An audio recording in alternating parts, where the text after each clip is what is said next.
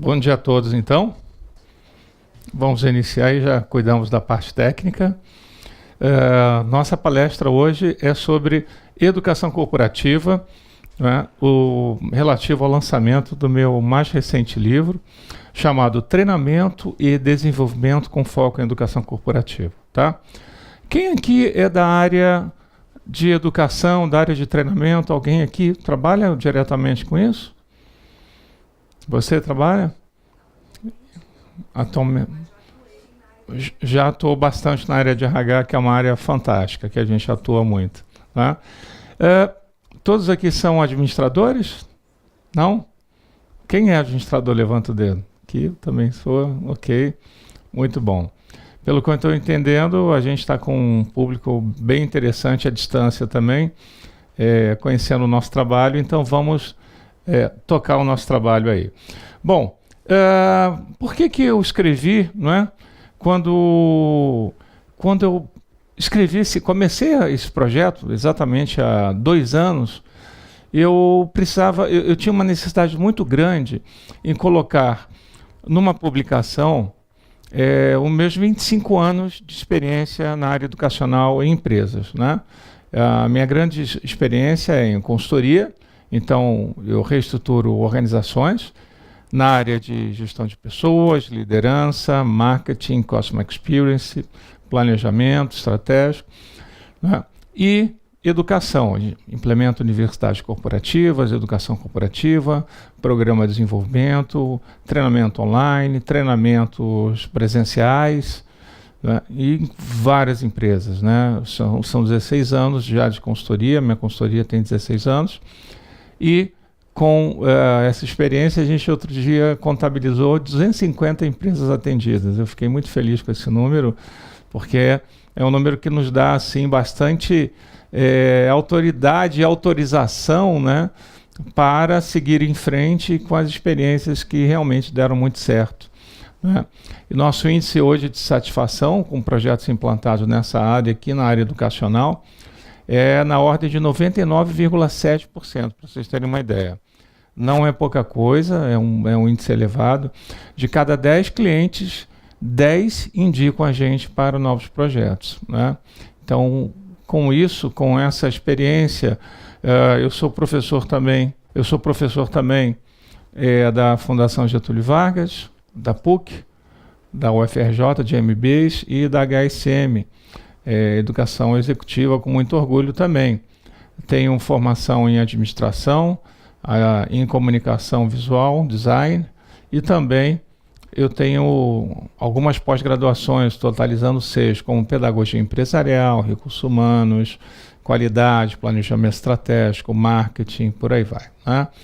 Tenho aí, como eu falei, uma carteira de clientes assim que eu me orgulho muito, né, de experiências, e hoje eu quero contar para vocês um pouco do nosso segredo, né? Como que a gente chegou, aqui são minhas publicações, né? Esse é o 7º livro, bem aqui, olha, Treinamento e Desenvolvimento com Foco em Educação Corporativa, né? E de onde veio esse tema, né? Realmente, como eu comecei falando, eu queria colocar numa única referência toda a experiência que eu vivi, pelo menos assim, em termos de técnica, de método, em termos de dicas, em termos de processo, né, para ajudar as pessoas que querem realmente se desenvolver na área de educação corporativa, né? Por quê?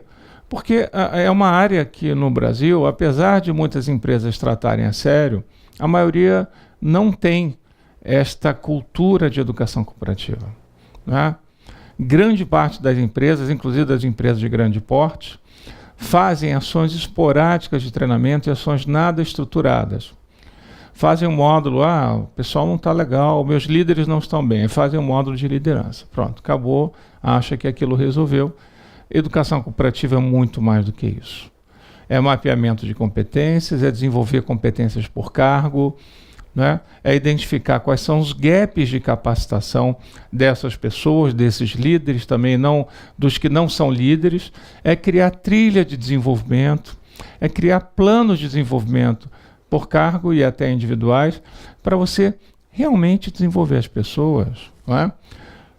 O livro, então, ele segue com 12 capítulos, é uma obra com 300 páginas. O primeiro capítulo eu trato do desenvolvimento de competências, né? Eu apresento todo o modelo de competências e aí a relação dele com treinamento e desenvolvimento. Capítulo 2 é implementação de universidade corporativa, eu coloco aí a minha experiência em implantar. O capítulo 3, então, é liderança educadora, programa de desenvolvimento de líderes e gestão de mudanças. Eu dedico um capítulo só para falar do PDL, Programa de Desenvolvimento de Líderes, que precisa ser estruturado, não pode ser um programa solto, senão você perde dinheiro ao invés de formar gente. O capítulo número 4, ele é destinado a diagnóstico de necessidade de treinamento. Tudo começa por aí, né, pessoal? Fazer um bom DNT, diagnóstico de necessidade de treinamento, ou também diagnóstico de necessidade de desenvolvimento, também pode ser DND, né? A partir daí você planeja tudo. Então, a partir daqui, olha, do diagnóstico, eu vou seguindo a minha metodologia, que é a metodologia de implantar as ações educacionais, né? Capítulo 5, então, planejamento e plano de carreira. Então, eu coloco o plano de treinamento todo associado ao planejamento dos cargos, da carreira dos cargos. Número 6, o método DIFAC, que é o método de design instrucional mais fábrica de conteúdo. Então, eu acho importante o educador ter estratégias, métodos e ferramentas para saber criar o conteúdo. E o conteúdo que a gente está falando não é só o conteúdo para treinamento presencial. Todo educador tem que saber criar os materiais que são online também. Existem muitas barreiras para isso, alguns educadores têm dificuldades, então eu trouxe aqui dicas importantes: design thinking, design instrucional, gamification, para ajudá-los. O capítulo 7, então, dicas para ministrar aulas presenciais, né? Capítulo 7, então, eu invisto em preparação do e-learning, do EAD, mas de uma maneira bastante, digamos assim, rápida, né? Porque o e-learning atualmente não pode ser mais aquele e-learning do passado, com excesso de efeitos visuais, que só aborreciam os alunos. A gente tem que falar hoje do Lean Learning e do Happy Learning, tá? Que é uma forma mais simples e mais conectada com o aluno. Metodologia, métodos e técnicas de ensino e teoria de aprendizagem. Esse capítulo é dedicado a trabalhar isso, porque muitos educadores sabem os métodos de ensino, conhecem alguns métodos, né? Mas não conhecem de fato como as pessoas aprendem, que é outro papo, né? Uma coisa é você ter o seu método de ensino, né? Para eu fazer essa palestra hoje aqui, com certeza a gente tem um método, tem uma estratégia, teve uma preparação para isso, um planejamento, um sequenciamento de ideias, mas a gente tem que conhecer como as pessoas aprendem. Andragogia, como que o adulto, qual é o processo de aprendizado das pessoas? Como as pessoas aprendem mais rapidamente? Esse é o nosso desafio, tá? Numa sociedade cada vez mais dispersa, com pouco tempo, as pessoas têm muito pouco tempo para aprender, tudo muito acelerado, falta de foco. Mas olha, o educador tem que saber como as pessoas aprendem, inclusive como a geração X, a Y e a Z aprendem, porque são formas diferentes de aprendizado, tá? Bem diferentes. O educador, então, deve conhecer esse processo de aprendizagem. Se eu conheço o método de aprendizagem, eu tenho o meu método de ensino, casamento perfeito. Mas se eu só tenho o meu método de ensino, não sei como as pessoas aprendem, não vai adiantar nada. Não vai adiantar. Hoje em dia não. Há 10 anos atrás adiantaria, hoje mudou muito, né? As pessoas em sala de aula são muito inquietas, têm muita tecnologia, mas querem aprender. O lado bom é esse. Capítulo 10, então, eu falo das 40 modalidades de educação que nós temos, de ensino e de desenvolvimento de pessoas, desde simpósio, congresso, on-the-job training, sala de aula invertida. A gente conta um pouco de cada uma dessas modalidades que eu chamo, para que você consiga utilizá-las efetivamente, né? Indicadores de treinamento e desenvolvimento é o capítulo 11º, e o 12º, então, são formulários, né? Toda a mecânica para você implantar um processo de educação corporativa moderna nas empresas, tá? Está chegando bem o som aí? Tá legal? Botou pilha nova? Tá bom, porque senão vai falhar. Vamos em frente então. Então, o primeiro ponto, vocês conseguem enxergar bem daí? Eu botei imagens bem grandes, tá? Para facilitar, justamente para facilitar aí o auditório, tá? Aqui é a capa do livro, né? De vez em quando ela aparece aí. Ela tem uma finalidade de lembrar você para você comprar o livro sempre, tá? Na brincadeira à parte, mas eu gosto de trabalhar com bastante imagem, lógico, né? Eu escrevo muito, eu amo escrever, mas aqui para a palestra eu trouxe mais, digamos assim, eu trouxe algumas ilustrações, algumas imagens que eu criei no livro, né?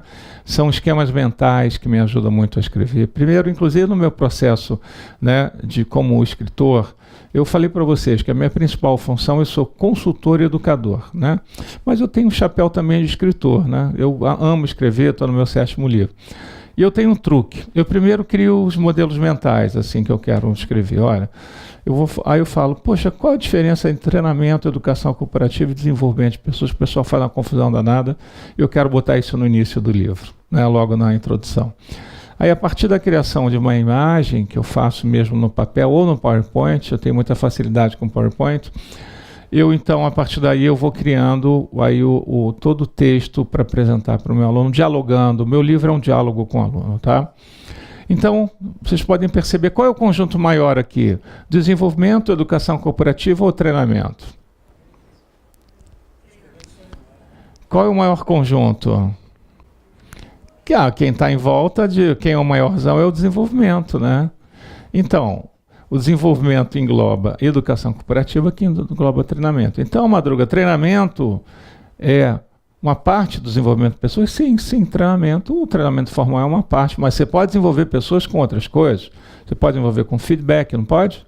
Com feedback, aconselhamento, coaching, mentoring, counseling. Você pode desenvolver com autoinstrução, olha, um estudo dirigido. Então, olha quantas coisas você tem que não necessariamente são treinamento. Então, vamos desmistificar que treinamento não é o máximo, não é tudo. E sim, um componente muito importante da educação corporativa, que tem vários compromissos, e o desenvolvimento de pessoas é um compromisso muito maior, tá? Esse é o compromisso. Aliás, outro dia me perguntaram assim, Madruga, qual é o seu propósito?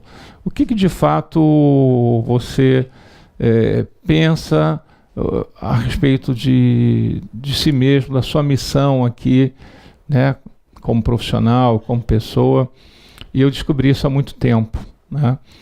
Mas hoje eu sei falar bem do meu propósito, porque eu acho que quando a gente tem propósito, tudo na vida melhora, pessoal. Melhora a saúde, reduz o estresse, você foca mais, você desenvolve melhor a sua carreira, você entra menos em conflito. Então, quando eu comecei a descobrir o meu propósito, né, por que eu estou aqui? Por que eu gosto tanto de fazer? Onde é que eu me realizo muito? Justamente num verbo, transformar pessoas em empresas. Esse é o meu grande propósito, é um que eu adoro, transformar gente, transformar organizações. A partir do momento que eu descobri esse propósito, já tem alguns anos, né, uns bons anos, as coisas ficaram fáceis para mim em termos de entender um projeto e ajudar as empresas na transformação, e os alunos também. Então, hoje talvez eu tenha tido experiência de treinar diretamente e indiretamente aí umas 300 mil pessoas ou mais, né? E como você vê a transformação das pessoas ao longo da sua sessão de treinamento, da sua sessão de coaching, é impressionante, né? Ensinar é pouco, né? Transformar é o ideal, né? Ensinar, você ensina alguma coisa a alguém. Ensinei, a pessoa não sabe Excel, a pessoa não sabe negociar, não sabe vender. Você pode ensinar a vender, mas aí você não se completa com isso, porque a pessoa pode aprender e não usar, certo? Aí eu chamo isso de estacionamento de ideias. Então, a verdadeira educação corporativa ocorre quando a organização estabelece um processo contínuo, né? Ele não é dar um treinamento agora em julho, agosto, setembro e depois, 2 anos depois, voltar e desenvolver alguém, né? É contínuo esse negócio para todos os cargos da empresa, né?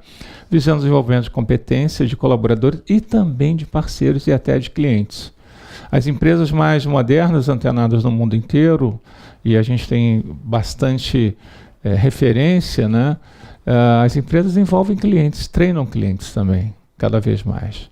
Treinam clientes, treinam fornecedores, treinam seus stakeholders, tá, pessoal? Então, aqui eu trouxe o famoso chá, né? O que é o chá? É a competência, né? Conhecimento, habilidade, atitude, isso aí são, né? Isso forma um chá. Tá?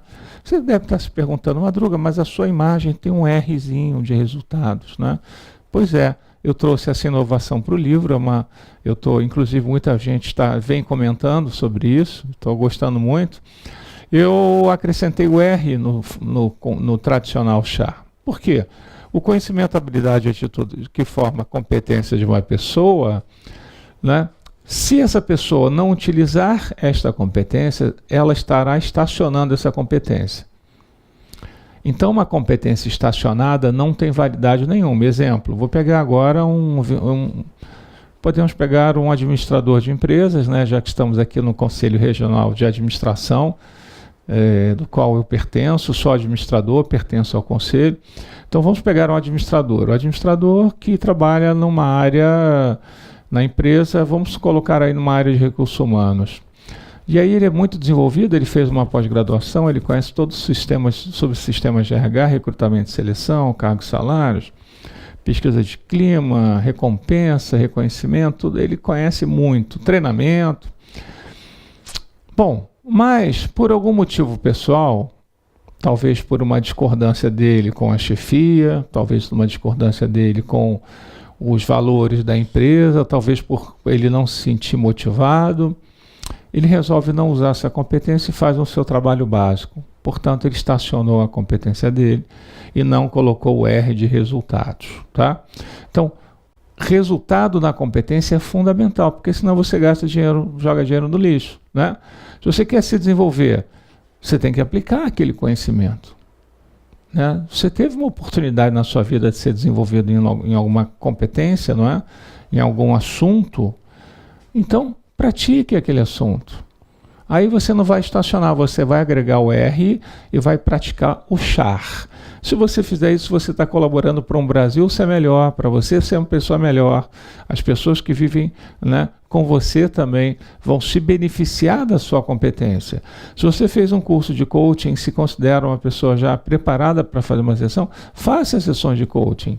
Porque assim você vai colocar em prática uma competência, acrescentando o R, tornando o chá, fazer um char com R, tá?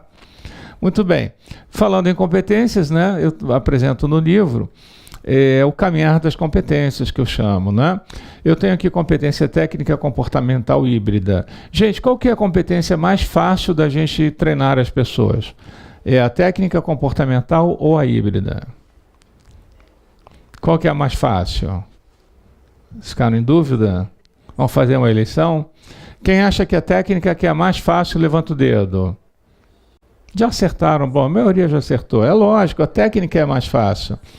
Porém, ela limita. Por exemplo, capacitar alguém em Excel, né? Bem técnico isso. É uma competência técnica, dominar planilhas eletrônicas. Porém, a visão estratégica do indivíduo não tem digamos assim, não tem um trabalho em cima da visão ampla, estratégica, tá, dele. E também não é uma capacitação que vai mudar crenças. Muito dificilmente uma competência técnica muda a crença de alguém, tá? Essa é a grande questão do ser humano, né? Então, nós temos aqui já um nível 2 de competência comportamental. Ela já é, sim, uma competência mais complexa, mudar comportamento, né, pessoal? Alguém que não tem inteligência emocional, alguém que explode toda hora lá na empresa, que cria conflitos, e ajudar a pessoa a desenvolver a inteligência emocional. Então, inteligência emocional, competência comportamental. Vocês concordam que já é um passo adiante? Então, aumenta a visão estratégica da pessoa e, ao mesmo tempo, ajuda ela a mudar crenças. Então, está no quadrante muito interessante. E, por último, a competência híbrida. A competência híbrida é o somatório, né, de competências comportamentais e técnicas, portanto, ela é mais difícil de ser desenvolvida e mais nobre também. Exemplo de competência híbrida, nós temos liderança, gestão de pessoas, marketing, vendas, negociação, tá? São competências híbridas, complexas, de difícil desenvolvimento, mas possível desenvolvimento. Portanto, qual é o grande papel das organizações que querem implantar a educação corporativa? Não aquelas que fazem treinamentos eventuais só para dar uma satisfação para o povo, né? Acaba perdendo dinheiro, mas aquela que constrói um caminhar de competências para educar os seus funcionários, criar diferenciais competitivos. Aliás, a educação corporativa cria diferenciais competitivos, né? Aumenta os resultados da empresa. Já provei muitas vezes, inclusive provo isso no nosso livro, né? Para chegar em competências híbridas é preciso, então, primeiro, descobrir se a empresa está preparada para isso, para o modelo de educação corporativa. Então, eu fiz um quadrante aqui para vocês, está no meu livro, capítulo 2. Qual é o compromisso da organização? Está aqui embaixo. Pode ser de informar, está nessa reta, pode ser de transformar. Em relação à maneira de fazer isso, ela pode ser informal, solta ou estruturada, né? O que é educação corporativa de verdade? É quando a empresa trabalha transformando pessoas. Olha, encontro aqui desse quadrante com este, de maneira estruturada, tá, pessoal? E a empresa pode falar: eu tenho educação corporativa, as pessoas se sentem motivadas e desenvolvidas na minha empresa, tá? Agora, quando ela quer transformar, mas é muito informal, as pessoas se sentem motivadas. Tudo bem, há um passo importante, mas só motivação não gera diferencial competitivo. Só pessoas motivadas, imagina um monte de gente motivada, né? Legal, vou assistir o jogo do Brasil, todo mundo motivado lá, os torcedores motivados, tá? Não quer dizer que vai ganhar o jogo, perfeito? Então a motivação em si, ela não é suficiente para você ganhar a partida. É importante você estar estruturado, preparado para ganhar essa partida. Então, empresas que só informam, e é tudo informal, as pessoas se sentem perdidas, tá? Perdidas. Está tudo muito informal, muito confuso. Empresas que informam, mas de maneira estruturada, são empresas boas em informar. Informar e não formar, tá bom, pessoal? Tem uma diferença entre informar e desenvolver e formar pessoas. Por quê? Porque no mundo inteiro, inclusive do Brasil, o governo não tem condições sozinho de transformar as pessoas na sociedade. O governo, se vocês observarem as iniciativas educacionais, elas ocorrem muito mais para as crianças, é ou não é? Ali vai até a universidade e tal. Mas o adulto, basicamente a educação do adulto, ela é muito orquestrada pelas empresas, é ou não é? Então, mas as empresas que desenvolvem a educação corporativa. Então, a educação corporativa, ela é tão rica quanto a educação básica das crianças, né? Que é um passo importante, lógico. Mas a partir de um certo momento, o adulto fica meio órfão dessas, né, ações educacionais. O cara fez a faculdade, né, e depois são as empresas que formam.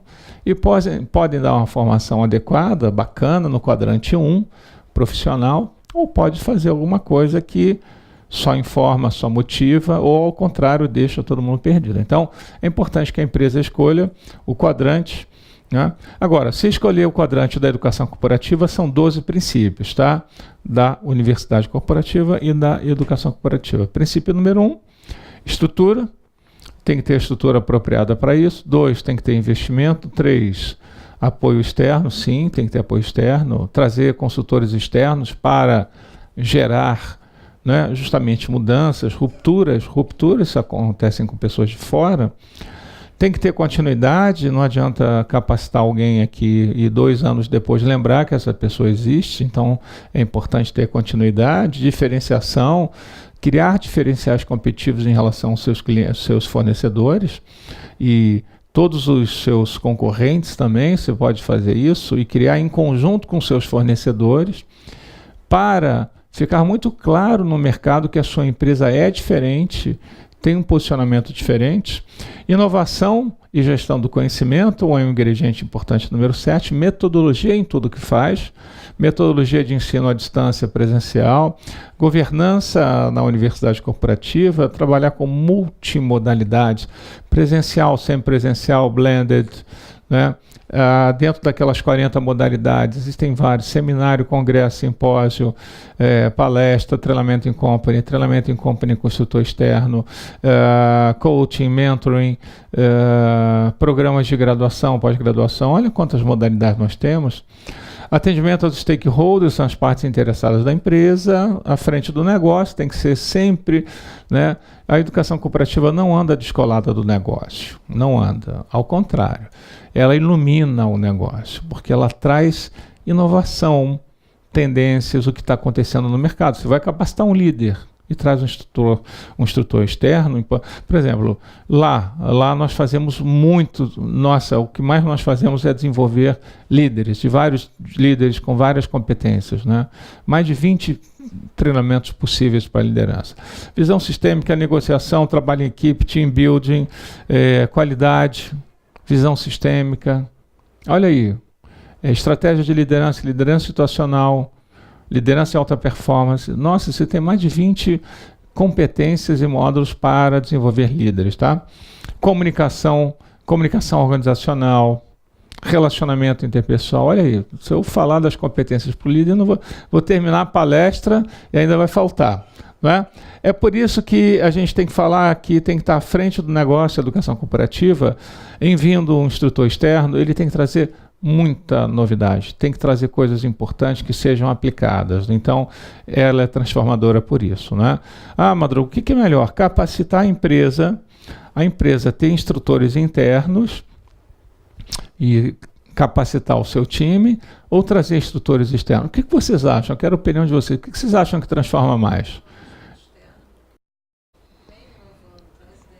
O externo transforma mais? Sim ou não? O que vocês acham?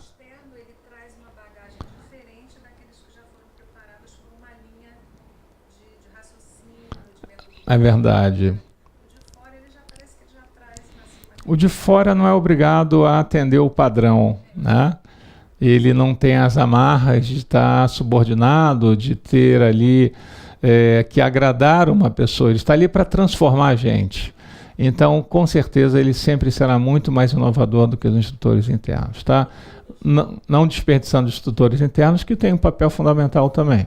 Ainda dentro do tema de desenvolvimento, eu criei uma coisa no Brasil que é inédita, uma escala para as empresas se classificarem aqui. Você pode entrar no meu site e também se classificar para saber qual o grau de educação corporativa dessa empresa. Se ela está, qual é o quadrante, não é? Se ela tem educação corporativa ou se ela tem ações esporádicas. Vocês vão olhar lá no meu site. No final aqui eu vou dar um site para vocês, tá? Aqui todo mundo pergunta: legal, Madruga, eu queria trabalhar melhor nessa área, ou eu quero montar uma consultoria, ou eu quero montar melhor o meu departamento dentro da minha organização.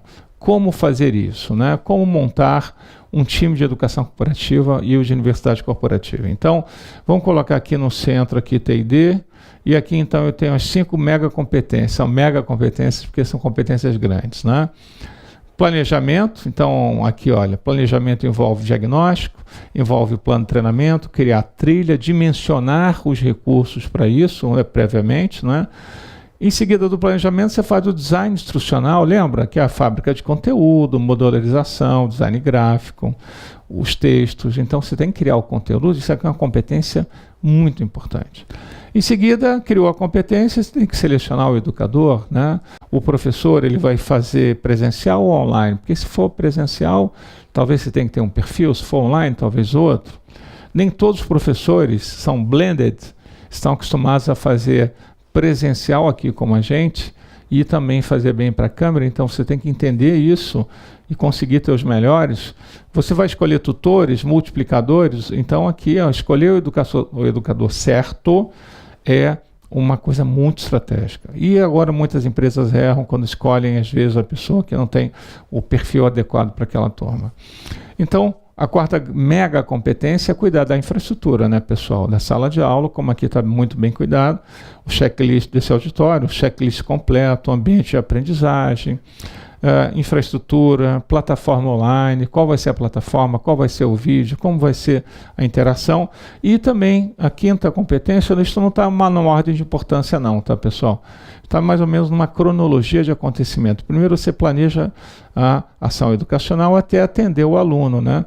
Atender as áreas internas ao cliente, ao aluno, atender ao educador. Então a gente está falando de competências fundamentais, né? Sem elas você não cria educação corporativa. Falando em liderança, já que nós falamos hoje, demos muitos exemplos de líderes, né? Eu defini também no meu livro, foi até no livro anterior, chamado Triunfo da Liderança, um livro que também marcou muito, foi lançado em 2014, e eu ajudei a redefinir alguns conceitos de liderança no Brasil, né? Como eu defini que, depois de muito estudo, muita pesquisa, né, em cima das melhores fontes do mundo, né, eu tenho uma verdadeira biblioteca de gestão de pessoas, desenvolvimento, liderança, e quanto mais você lê a respeito, os grandes mestres, os grandes consultores, os grandes professores, colegas meus, né, mas você descobre que liderança se resume a 4 palavras: comandar, conduzir, influenciar, inspirar. Tá? Comandar, conduzir, influenciar e inspirar. Essas são aí as 4 tarefas do líder diariamente. Tá? Guardaram? Comandar, influenciar, inspirar. São 2 Cs e mais 2 Is. 2 Cs é um método 2 Cs mais 2 Is. Tá? Comandar, uma ordem, uma direção. O líder também faz isso. Faz. Conduzir. Dá a mão aqui, vamos junto, você é novo, não sabe realizar ainda aquela tarefa, vamos junto. Inspirar, né, influenciar, aí já vai no nível mais nobre, né? Nota até que eu coloquei aqui os círculos maiores, né, no influenciar, no inspirar de propósito, para causar justamente essa reflexão que o líder ele precisa se preocupar muito com a influência e com a inspiração, e não apenas com o comando. Senão, se ele só comandar, ele não é líder, tá? Se ele só conduzir, também não é. Vira babá, né? Se ele só influenciar, também não é. Né? Parece uma venda só. Se ele inspirar, ele vai se tornar apenas uma pessoa inspiradora e não vai ter coragem de comandar a equipe. Então, a liderança, de fato, é a soma dos 4 verbos. E aí eu termino, né, ainda no Triunfo da Liderança, eu trago esse exemplo para o livro Treinamento e Desenvolvimento, que liderar, acima de tudo, é criar estratégias, não é? Não é mais como no passado. No passado se pensava que o líder nasce líder, né? O cara, para ser líder, tem que ter nascido líder. De fato, eu derrubei todos esses mitos. Isso é uma grande mentira. Quem inventou isso, inventou talvez pensando em si próprio e não pensando no desenvolvimento das pessoas, né? Porque você pode desenvolver um líder. Você pode ter uma pessoa super tímida, você pode ter uma pessoa tímida, sem expressão, sem carisma, pode se tornar um líder, sim ou não? Sim, pode se tornar um líder. Bill Gates, tímida, sem expressão e sem carisma, se tornou um líder. Ah, como que se tornou líder? Com muito desenvolvimento, com muita experiência, com muita humildade e muita estratégia. Então, o líder, ele aplica a estratégia de direção, dar norte para as pessoas, competição, fazer com que as pessoas entrem numa competição saudável. Por exemplo, a avaliação do desempenho é uma competição, bonificação é uma competição, diferenciação, tratar as pessoas de maneira diferenciada, as pessoas são diferentes. Exemplificação, então, não adianta você dar o peixe. O líder não dá o peixe, ele ensina a pescar, ele dá o exemplo, ele faz agora, olha só, ele pesca, tá? Se ele ensina a pescar, ele tem que saber pescar. E a estratégia de participação, que é importante, por exemplo, fazer com que as pessoas participem, as suas ideias, opiniões, etc. E uma das estratégias mais nobres, aí eu faço um link aí com a nossa palestra de hoje, se essas são as 6 estratégias consagradas do líder, desenvolvimento é uma delas, você concorda? Então nós não podemos deixar que a educação corporativa seja uma tarefa exclusiva de RH. Muito pelo contrário. Cada vez mais está na mão do líder educar, capacitar os seus funcionários, porque não é apenas através de ações estruturadas formais, e sim através de ações simples, como feedback também, como exemplificação, como condução, como dar a direção e, lógico, desenvolver também formalmente as pessoas. Então, o líder, ele é um estrategista, ele não é um líder apenas porque ele é carismático, muito pelo contrário, ele pode ou não ser carismático e ser um excelente líder, tá? Então, esse mito que um líder nasce líder não é verdade. E finalizamos aí para a gente bater a meta do tempo, tá, pessoal? Isso é importante, olha, tempo certinho. Deixo aqui meus contatos para vocês. Então, o LinkedIn. Quem tem LinkedIn aqui? Vocês têm? Então, no LinkedIn vai ser importante, se vocês quiserem entrar, participar do sorteio do meu livro. Então, eu peço que vocês entrem lá no meu LinkedIn, se associa e depois você vai lá naquela competência lá de educação corporativa, RH, gestão de pessoas, e você dá um like lá, né? Dá uma referendada na competência que eu vou dali sortear e vou mandar para vocês um livro, tá? Muito bem, fechamos a palestra.